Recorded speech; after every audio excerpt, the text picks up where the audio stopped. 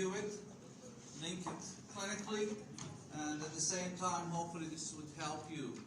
What causes hyperuricemia, and we're going to focus in particular on purine metabolism. Why purine, not pyrimidine?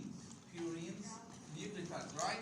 Because it's linked to uric acid, it's linked to gout, coffee, and so on. So we're going to try and see which pathways are affected, because if you understand the causes, then it would be easier for you as a future doctor in terms of how to tackle a patient who has hyperuricemia. I have hyperuricemia. Why do I have hyperuricemia other than I'm old? Meat? Because of Chocolate.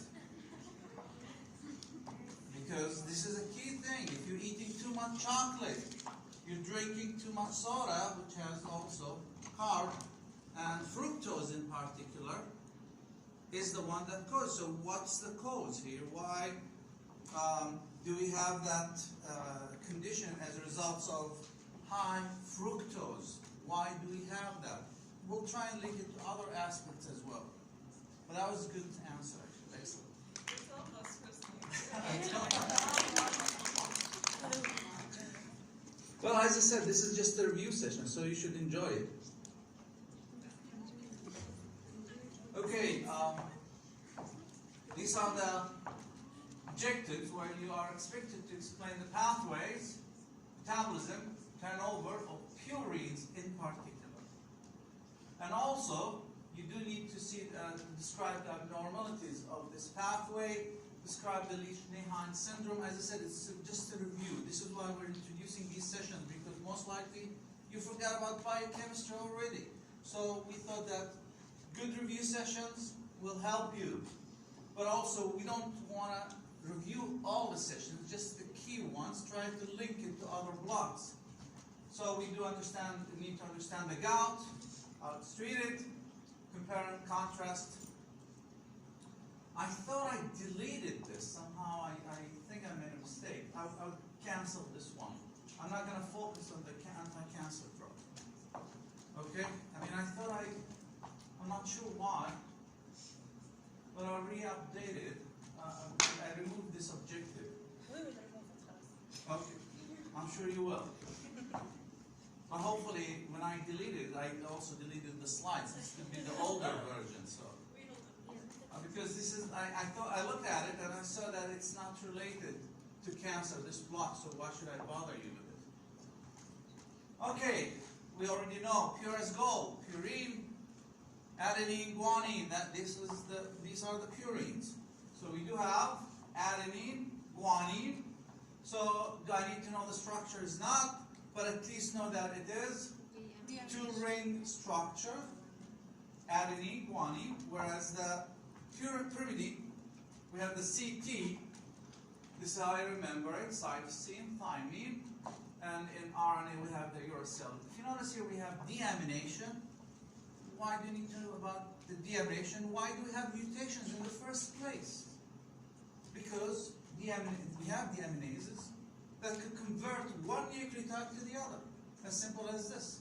So we have deamination, and then methylation that could lead to convert the uracil to thymine. What do we utilize the nucleotides for in our bodies? Of course, for the DNA, RNA, but also as involved in energy metabolism, ATP, GTP, CTP, UTP. These are all energy sources, and we call them energy currency. Coins, that's what we look at it. This is where we get the source of energy. Also, they are part of coenzyme structures, such as the NAD, FAD, CoA, activated sugars in terms of glycogen biosynthesis, such as UDP glucose.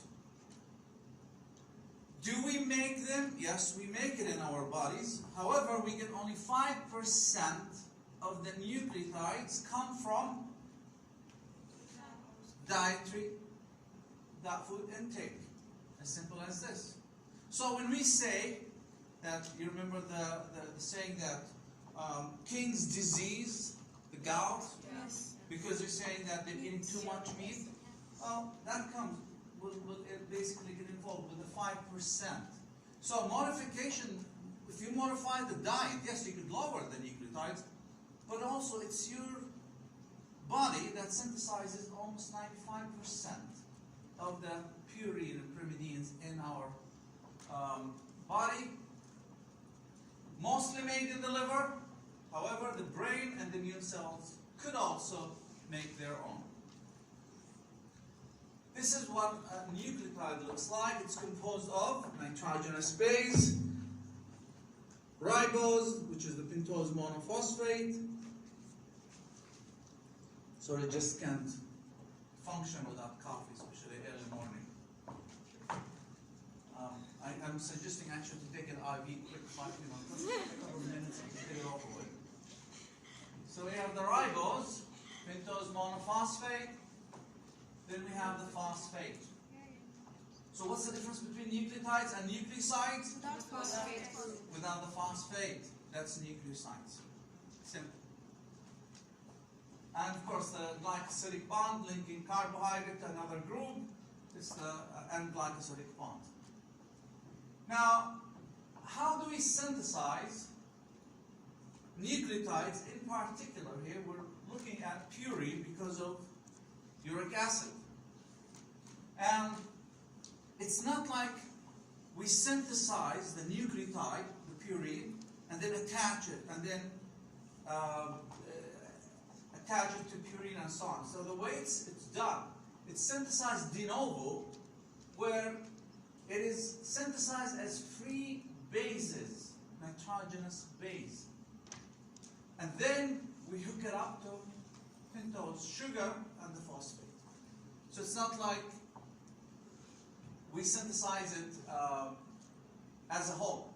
So the first nitrogenous base that's being synthesized is the hypoxanthine, and it gets linked to a ribose phosphate to form the inosine monophosphate, the IMP. So our bodies synthesize the IMP, which has the hypoxanthine nitrogenous base. And then we synthesize the AMP, GMP, of course, GMP. Then we synthesize GDP, GDP, GTP, ADP, ATP from the IMP. I've shown you this figure before, and I put two squares for you where you need to know only these two reactions. Why? Because these are the regulated, especially this pathway, regulated step. And many of the medications, I've seen the slides you had for the medications, 66 slides. Is this for one lecture? Okay, I said that then I should increase my slides, but then I said, no, just give them a break. So you already have an idea about the medication for gout and so on. So we'll focus on their mechanisms.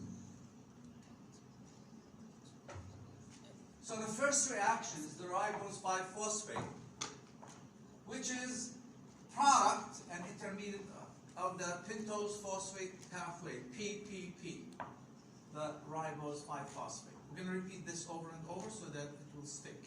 Believe me, if you pay attention, you had this lecture before, you don't need even to review it. Just get it over with.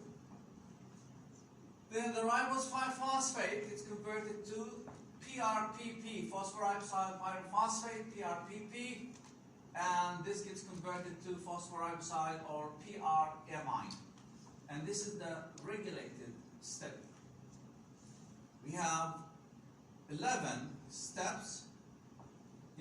Finally, we synthesize the IMP, an inosine monophosphate, that could be converted to ATP or converted to GTP.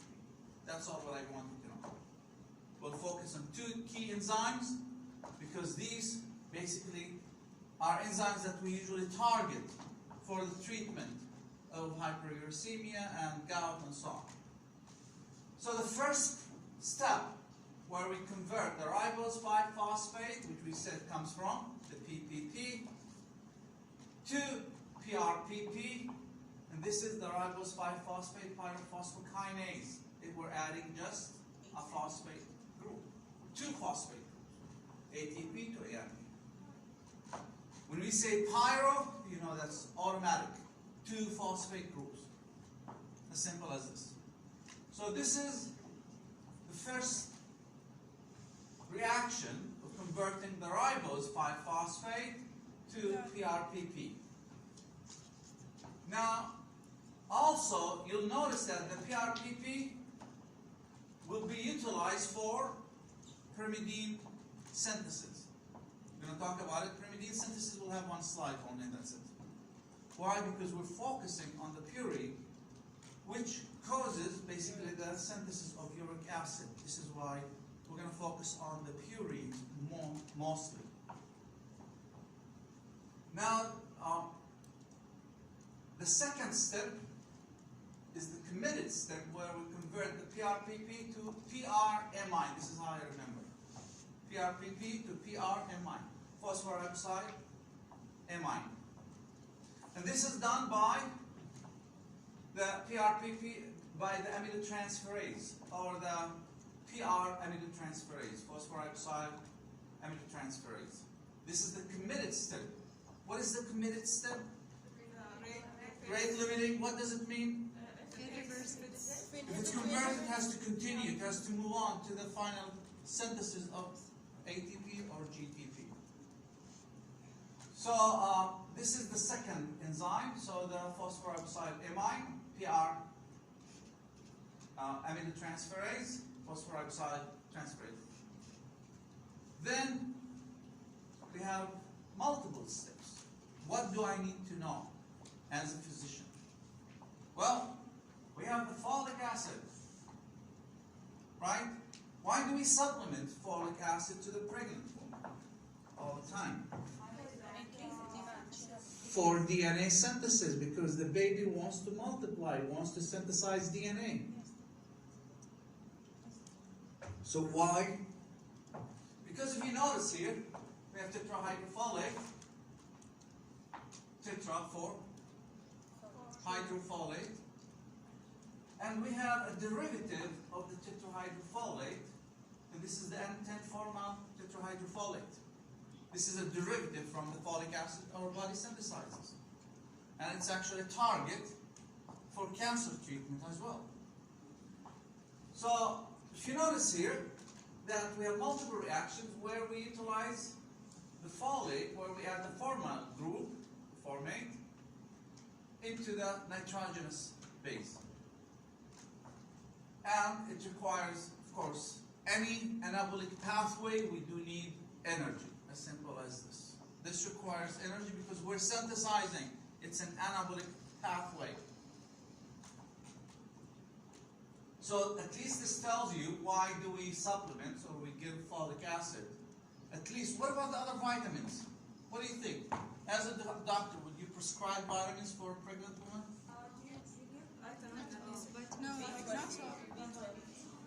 Right now in US, they give only folic acid.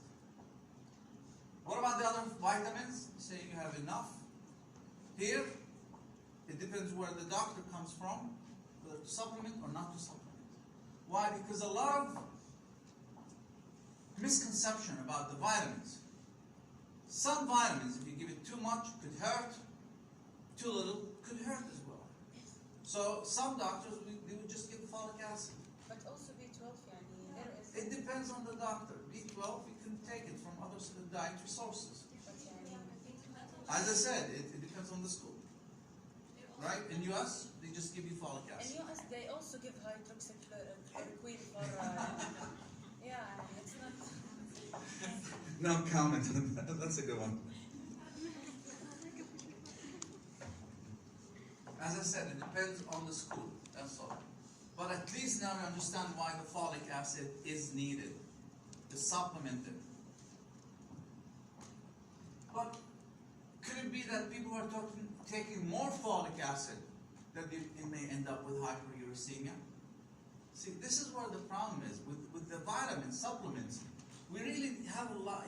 I mean, it's not clear cut where you say you take this dose or not. Vitamin E. Oh, vitamin E is antioxidant and anti-inflammatory, blah, blah, blah. Let's take it.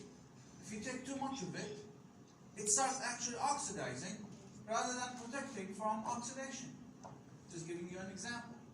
So the same thing with many of these vitamins and supplements. So for pregnancy, some doctors try to stay away from it, just give the folic acid, good enough. And at the end of the day, come on, I mean, we started this saga of vitamins just recently before we're getting pregnant and delivering healthy babies and so on. It's all in the diet, as simple as this. Okay, we do synthesize IMP. As we said, this is the first nitrogenous base. Then it gets converted into AMP and GMP. And the first enzyme that I'd like you to know is the adenine succinate synthase, AS, synthetase, that will synthesize adenine succinate. And then we do have the adenylate cyclase, succinate liase to synthesize AMP. On the other hand, we have the IMP dehydrogenase to synthesize xanthylate, and then we have the GMP. Okay, so that's basically the pathway I want you to know. Now let's talk about some key steps, because that's when we try to treat, trying to block at that step. Why do we always try to go for committed step or regulated step, try to block it there? So that if we have accumulation, of the substrate, initial substrate, not the intermediate that could have some toxic effect. That's all. So we always go right to the beginning of the pathway, trying to block that step so that if we have any accumulation of a substrate, it is the substrate, initial substrate, rather than intermediate metabolites that could have toxic effects. That's how usually we think in terms of developing drugs. So we have the ribose 5-phosphate, gets converted to PRTP, we know that. Then we have the PRMI, phosphoriboside amide, to synthesize the IMP. IMP then gets utilized to synthesize the AMP. GMP, of course, this goes to ATP. This goes to GTP.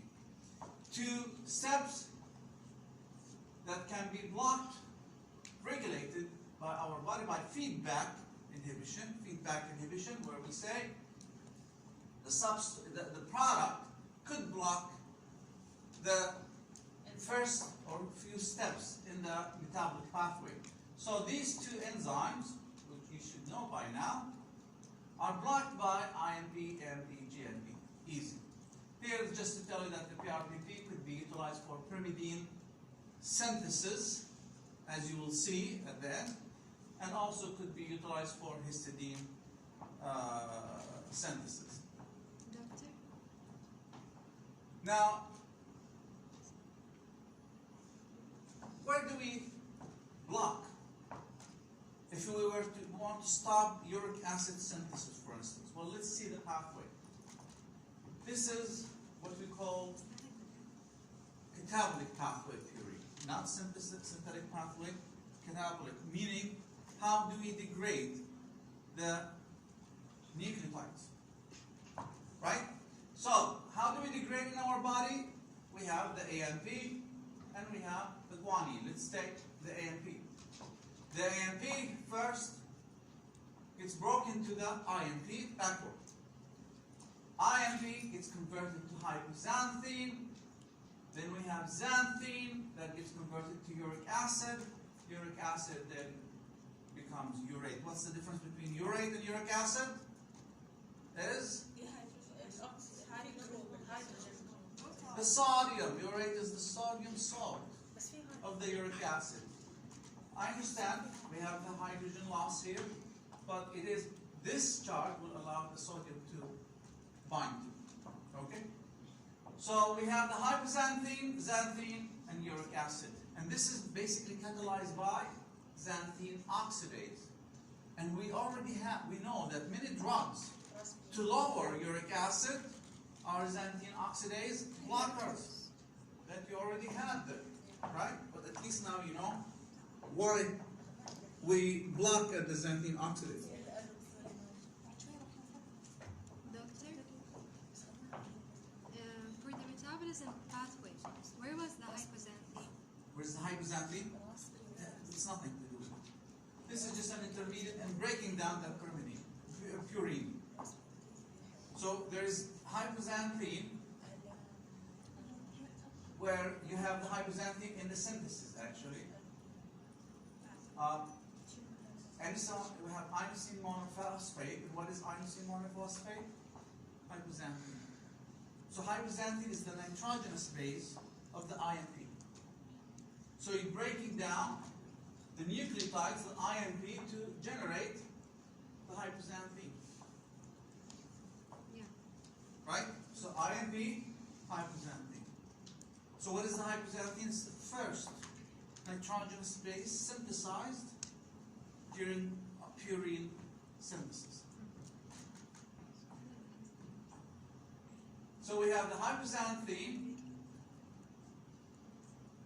gets converted to xanthine, and then we have the uric acid. Guanine, on the other hand, by another enzyme called guanine deaminase, will convert the guanine to xanthine, and then we have the uric acid. When we go for xanthine oxidase, notice that we're blocking both the guanine and we have the ANP. So it's the purines.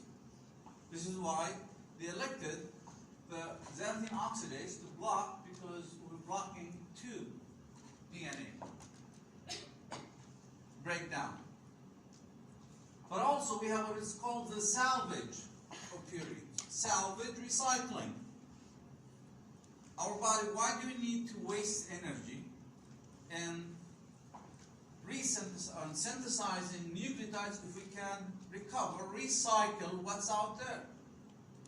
And this is what we call the salvage pathway.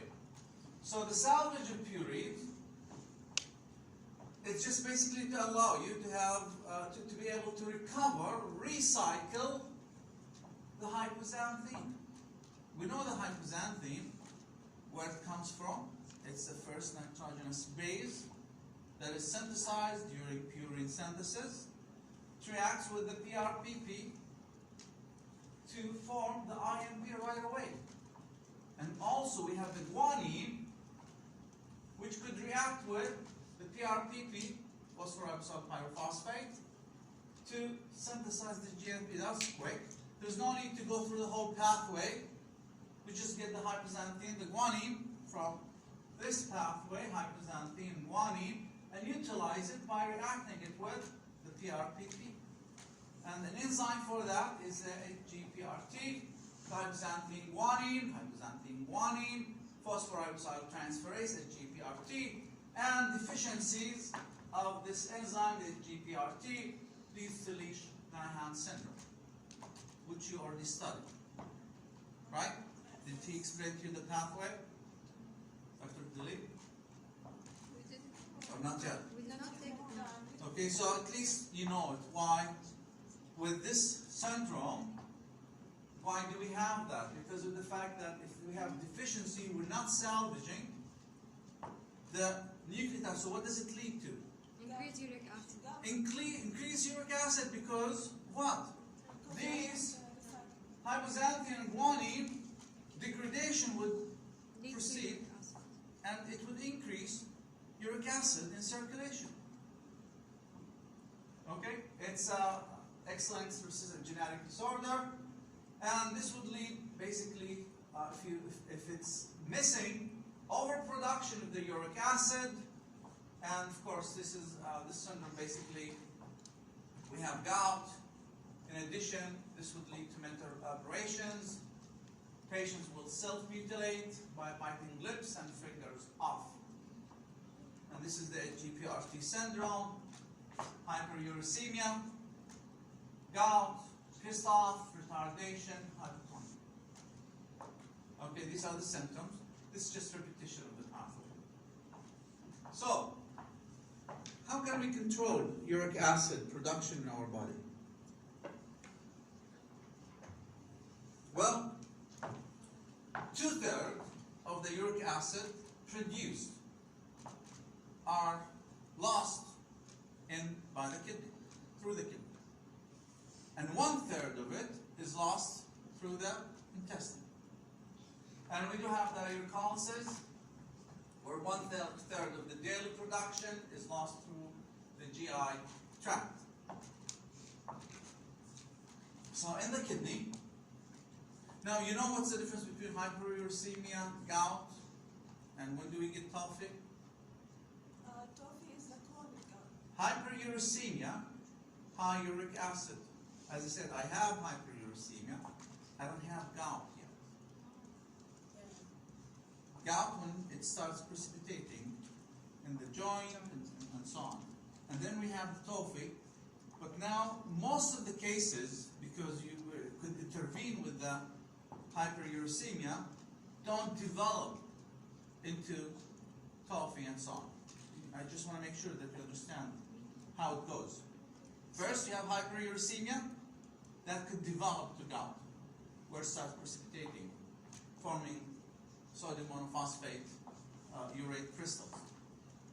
So toffee is the severe form of the gout? When there's more Of uric precipitation, acid. you get flares and so on. We'll discuss this.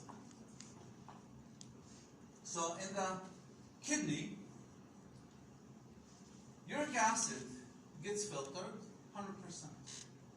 Then we do reabsorb most of it, almost 100%. And then the renal cells would secrete around 50% of it, and then we have reabsorption. Why? We don't know. This is how it is. But eventually, we have around 10% of the uric acid being excreted through the kidney. So if you have renal problem, impairment, this leads to high uric acid. That's why when you assess renal function, you order uric acid to see if the kidney is functioning properly. Because it has to reabsorb, it has to secrete, reabsorb, and so on. So it assesses the renal function. And this is all in the proximal convoluted tubule. Now, in terms of the hyperuricemia, high uric acid, 10% is because of overproduction. Give me examples of conditions that are associated with overproduction. Leukemia is a condition. Why? Because we have DNA synthesis, leukemic cells, and we have to degrade that DNA. And other conditions? Tumor lysis syndrome. Psoriasis is another example, where we have proliferative conditions as well. So you have more production. So this is also because of 10% of the hyperuricemia because of overproduction. Whereas 90% we have kidney problem. Renal conditions. Okay? 90%. Under excretion, or it could be combination of both. So we have impaired uric acid excretion, which we said responsible for almost 90% of hyperuricemia cases. And this could be as primary or idiopathic hyperuricemia, or mostly secondary hyperuricemia, where it could be associated with diminution or malfunctioning, renal malfunctioning. In addition, we could have also inhibition of tumor urate secretion, because we know that we have 50% secretion. So there could be some impairment there, such as ketoacidosis, lactic acidosis, where there's competition with anions, keto and lactic acidosis. Another example is enhanced tubular urate reabsorption. So the reabsorption, instead of reabsorbing 40 to 48%, almost taking all of it back to circulation. As a result, we have hyperuricemia. Example of this, in case of dehydration, diuretics, and insulin resistance. And there are some other mechanisms where we just don't know, such as in hypertension, hyperparathyroidism, and certain drugs with also lead nephropathy. know what the mechanism is. All these conditions are associated with hyperuricemia. So the uric acid, when we say urate, we know that's a sodium salt. It's the end product of purine degradation in humans. We already know that. Hyperuricemia when it's higher than 6.8 milligram per deciliter. So we have high uric acid. Could be overproduction or under-excretion of uric acid. Two main causes. But it does not result, hyperuricemia, in gout without crystal deposition. So that's the next step after hyperuricemia. Gout results from deposition of monosodium urate crystals in tissues. So after hyperuricemia, this could result in precipitation of urate or monosodium urate crystals in the tissue, mostly the joints and so on.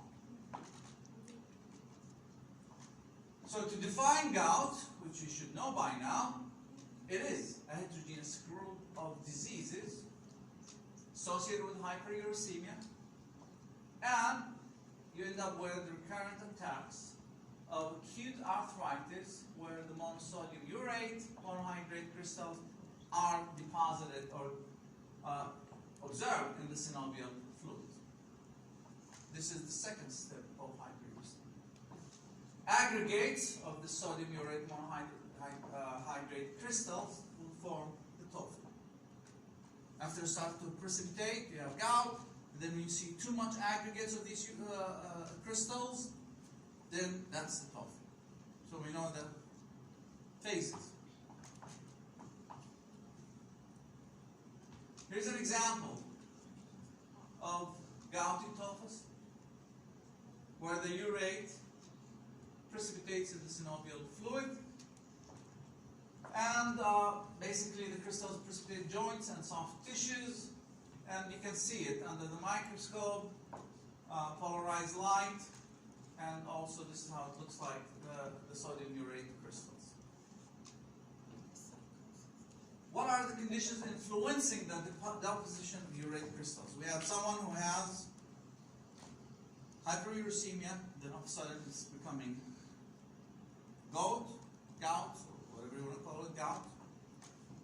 Low temperature. That's why people, especially old people, cold weather, they start having problems with their joints because it starts to precipitate the urate crystals in the joint.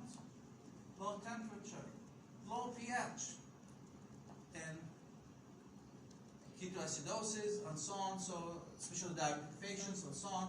So as a result, you would have precipitation because of the fact that there's decreased solubility of the urate and starts to precipitate in the soft tissue. If you have disturbances to joint or soft tissues, athletes, if you notice that, why is it that after their career is short? Why? Because after some time, that disturbances in terms of stress on the joint, trauma or tissue injury, could basically alter the connective tissue matrix, allowing the urate to precipitate. That's why they don't stay athletics for a long period of time. Also, reabsorption of the water, dehydration, resulting in supersaturation, urate would precipitate.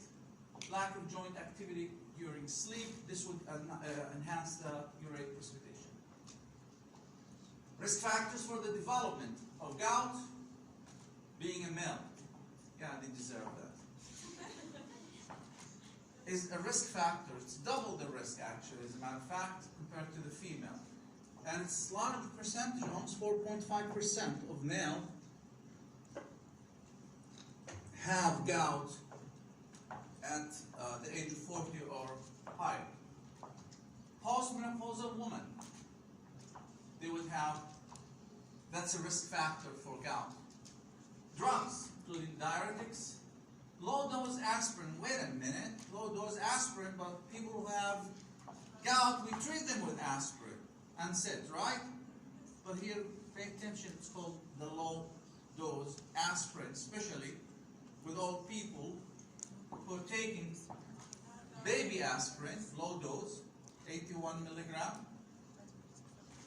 Actually, I started taking it just because of COVID-19, because of the clotting that's associated with COVID-19. So I said, okay, so I think it's time to take the low dose aspirin. But that's high risk for gout. Okay? When you treat with high dose.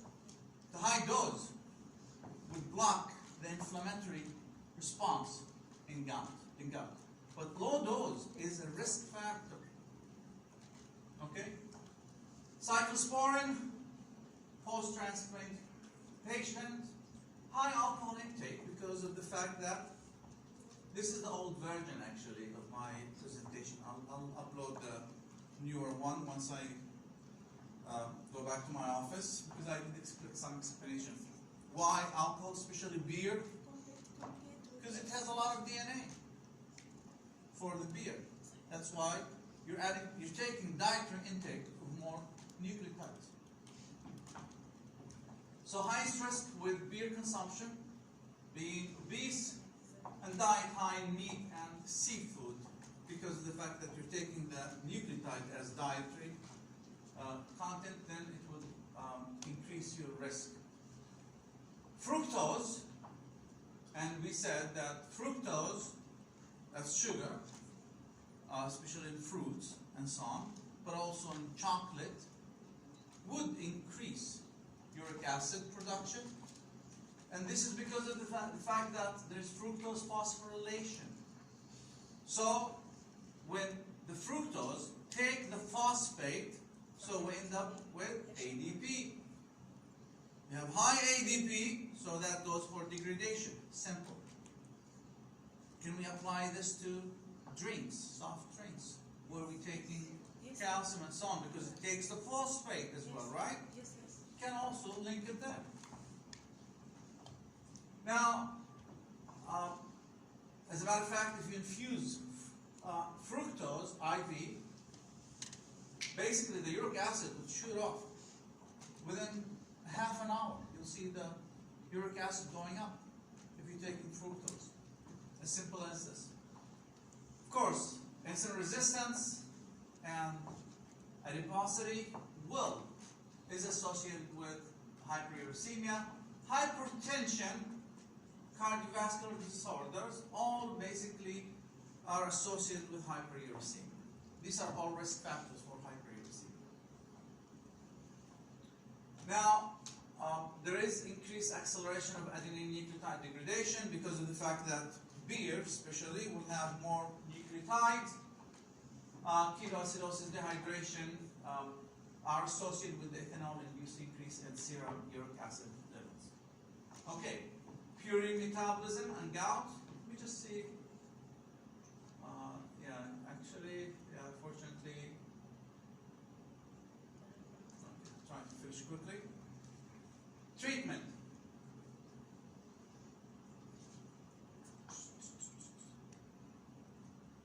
Purine, I think we covered this. Chemotherapy, 10% uric overproduction, ADP degradation. Treatment. We have xanthine oxidase inhibitors. Actually, there was a hidden slide. I put it back in the presentation because I thought that this is important as part of the objectives. This is the 41, no, it's actually the lecture is 33. What I'm going to do, I'm going to leave you with the presentation, the latest one, so that at least hopefully we'll upload it later on. Chemistry.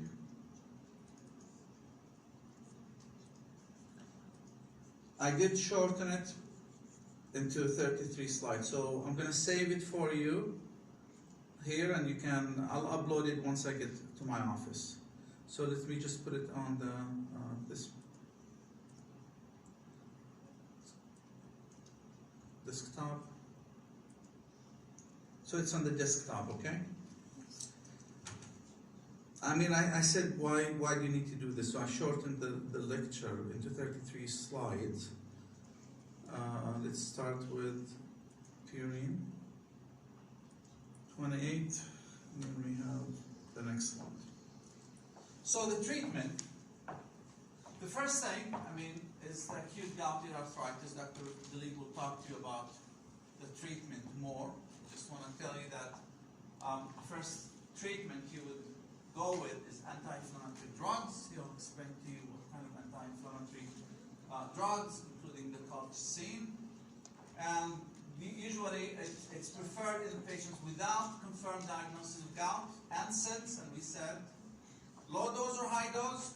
High dose of aspirin.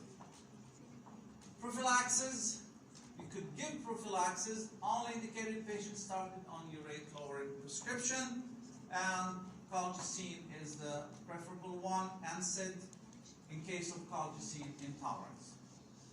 Xanthine oxidase inhibitors, we know why xanthine oxidase inhibitors, right? Because we're trying to prevent nucleotide catabolism, breakdown.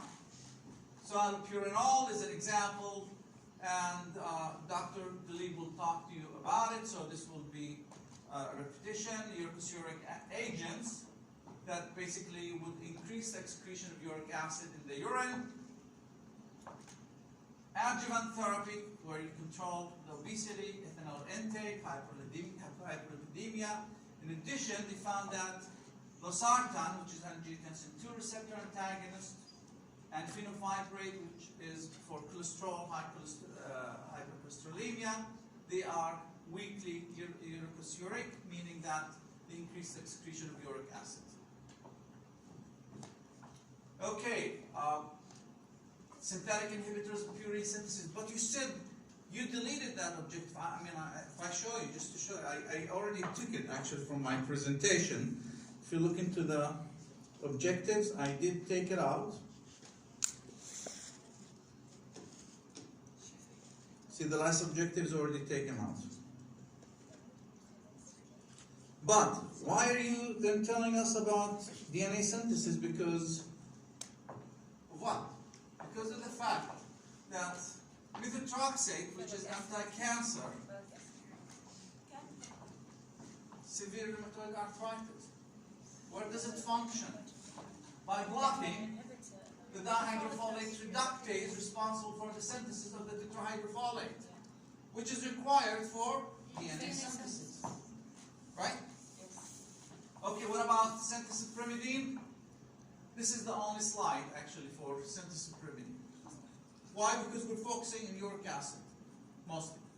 So all what I'm saying, the base is made first, then attached to ribose phosphate, requires 6 steps, and we end up with UMP. As simple as this. This is all what I want to know about the pyrimidine. That's easy. Finally, this you've seen in MOL. I know that we put a lot of anti-cancerous drugs. It's for your information. I'm not going to ask you about it. Okay? But you can see that we do have different targets along the DNA synthesis, especially pyrimidines, such as the fluorouracil that blocks the thymidylate synthase. We have the ribonucleotide reductase being blocked by hydroxyurea. We have the dihydroxyfolate reductase that I want you to know, just this one, which is in this slide. I'm sorry, in this slide. Okay? That's all what I want you to know. Okay? Any question? Can you go to slide 22, please? Slide what? 22. 20. The old version or the new version? Maybe you will find this. Actually, this slide I put back, which is the one chronic disease, and it's actually 4 stages of gout development, where you have asymptomatic hyperuricemia, which, as example, as what I have, that could develop to acute flares, intercritical segments, and then advance gout. This is on a slide that it was hidden, but I put it back. This one? The title is Condition Influencing the Deposition of Aberrations.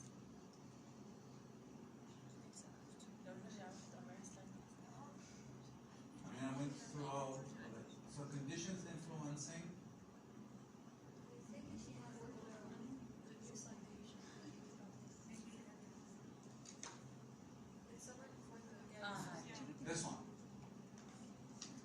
right? Yeah, there was a sentence in the old version that's saying reabsorption of water resulting in supersaturation. Yeah, supersaturation when the water, basically, reabsorption of uric acid by the kidney will increase the concentration, so there's saturation of uric acid because it's hot. So not reabsorption of the water. Okay? Thank you. So we don't hate biochemistry after all, right? So I did leave, actually. Let me upload the lecture. Oh, the attendance. Do you take the attendance or?